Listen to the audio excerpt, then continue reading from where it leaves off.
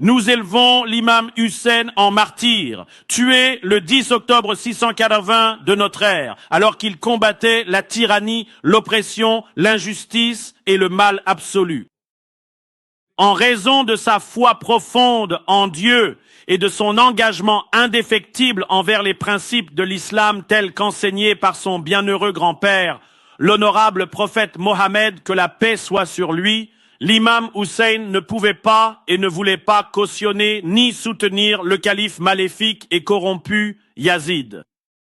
Même s'il savait qu'il serait tué en résistant à la tyrannie et à l'oppression, l'imam Hussein est resté fidèle à ses principes spirituels et à sa haute moralité en refusant de compromettre son intégrité spirituelle.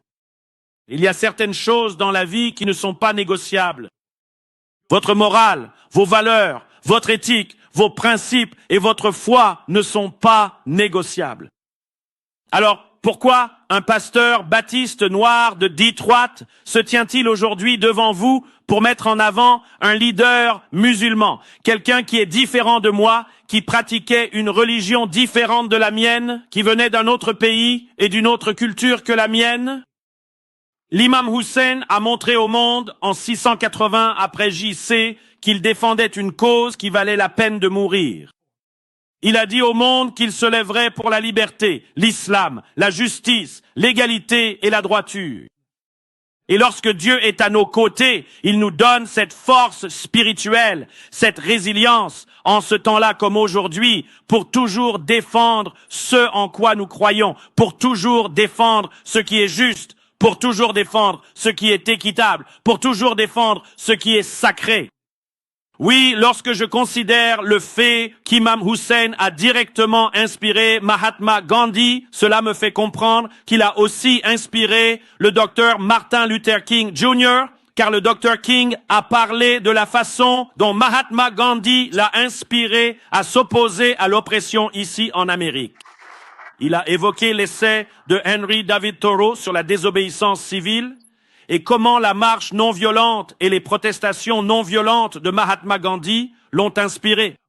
Eh bien, si cela vient de l'imam Hussein, alors il y a une corrélation directe entre le docteur King et l'imam Hussein. Je me tiens ici aujourd'hui pour vous faire savoir que tant que j'aurai un souffle de vie, je glorifierai le nom de l'imam Hussein. Et tant que j'aurai un souffle de vie, je dirai au monde qu'il y avait là un homme qui s'est dressé contre la tyrannie, un homme qui s'est dressé contre l'injustice, un homme qui s'est dressé contre l'oppression.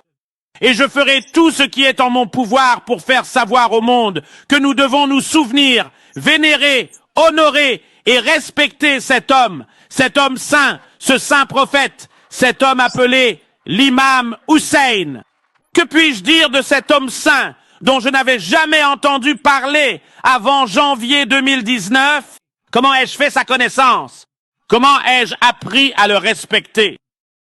En avril 2019, seulement 3 mois plus tard, ma femme et moi nous sommes retrouvés dans un avion en direction de Karbala, en Irak.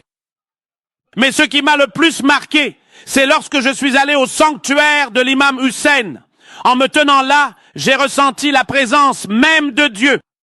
Je n'oublierai jamais le moment où ma femme et moi nous tenions là, sur la place. Et j'ai vu des milliers de pèlerins alignés, pleurant et gémissant, essayant d'entrer pour pouvoir toucher ce tombeau sacré.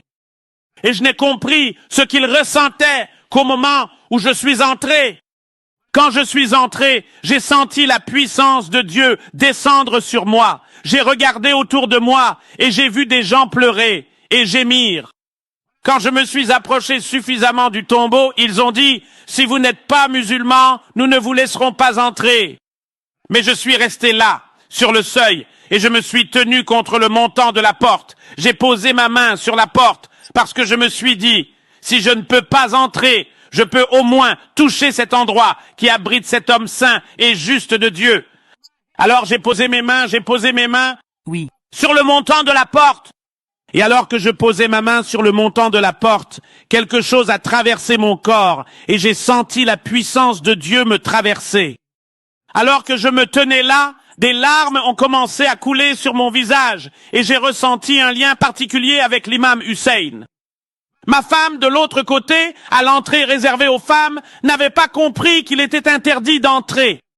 Alors nous avons fait le tour de l'autre côté pour chercher ma femme. Et à ma grande surprise, je l'ai trouvée à l'intérieur du tombeau, debout, en train de pleurer et de se lamenter comme tout le monde. Quand elle est sortie, je lui ai dit « Ne réalises-tu pas que tu n'étais pas censé entrer là-dedans? C'est réservé uniquement aux musulmans ?»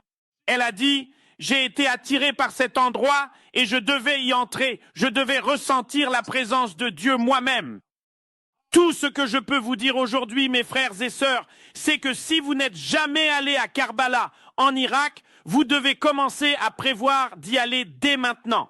Tout ce que j'ai ressenti, c'était la fraternité. Tout ce que j'ai ressenti, c'était un sentiment de piété. Tout ce que j'ai ressenti, c'était une grande et forte étreinte de la part du peuple musulman là-bas, à Karbala. Ils ont traité ma femme et moi comme si nous étions des dignitaires. Ils nous ont traités avec respect et ils nous ont accueillis à bras ouverts. Alors aujourd'hui, je vous exhorte, commencez à faire des plans dès maintenant. Allez à Karbala, faites votre pèlerinage là-bas et alors vous pourrez ressentir exactement ce que j'ai ressenti. Alors vous vivrez exactement ce que j'ai vécu. J'ai vu et j'ai été fasciné par la dévotion des pèlerins qui pleuraient abondamment en touchant le tombeau pour ne jamais oublier que c'est Dieu qui nous a guidés, que c'est Dieu qui a guidé l'imam Hussein et que Dieu Tout-Puissant continuera de veiller sur nous. Je dois maintenant poser la question. Que se passe-t-il lorsque Dieu est de notre côté? Comment honorons-nous l'héritage de l'imam Hussein? Je vous dis aujourd'hui que nous devons toujours combattre l'oppression, la tyrannie et l'injustice sous toutes leurs formes. Nous ne devons pas avoir peur de nous lever et de lutter contre l'injustice et l'oppression, ici même en Amérique. Nous devons combattre ceux qui cherchent à renverser la démocratie, y compris Donald Trump.